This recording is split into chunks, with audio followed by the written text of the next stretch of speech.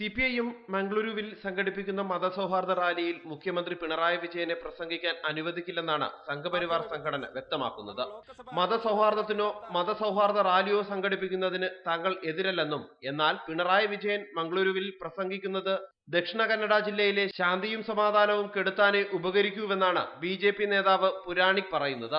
പിണറായിയുടെ പ്രവേശനം വിലക്കണമെന്നാവശ്യപ്പെട്ട് കർണാടക ഡിജിപിക്ക് ನಿವೇದನೆ നൽകിയിട്ടുമുണ്ട്. ನಮಗೆಲ್ಲ ಗೊತ್ತಿರುವ ಹಾಗೆ ಕೇರಳದಲ್ಲಿ ಅವ್ಯಾಹತವಾಗಿ ಕಮ್ಯುನಿಸ್ಟ್ ಅನ್ನು ಆ ತತ್ವವನ್ನು ಯಾರು ಬೆಂಬಲಿಸುವುದಿಲ್ಲ,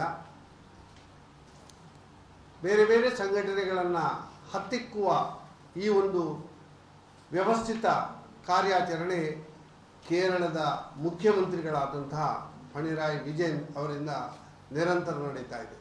എന്നാൽ സംഘപരിവാർ സംഘടനകളുടെ എതിർപ്പ് അവഗണിച്ച് റാലിയുമായി മുന്നോട്ട് പോകാൻ തന്നെയാണ് സിപിഐഎമ്മിന്റെ തീരുമാനം. ನೋಡಿ, ಈ ಜಿಲ್ಲೆಯ ಸೌಹಾರ್ದತೆಯನ್ನು ರಕ್ಷಣೆ ಮಾಡಲಿಕ್ಕೆ ಕಮ್ಯುನಿಸ್ಟ್ ಪಾರ್ಟಿ ತನ್ನದೇ ಆದ ಕೊಡುಗೆಯನ್ನು ಕೊಟ್ಟಿದೆ. ಇವತ್ತು ಅನೇಕ ರೀತಿಯ ಕೆಲಸಗಳನ್ನು ಮಾಡಿದೆ.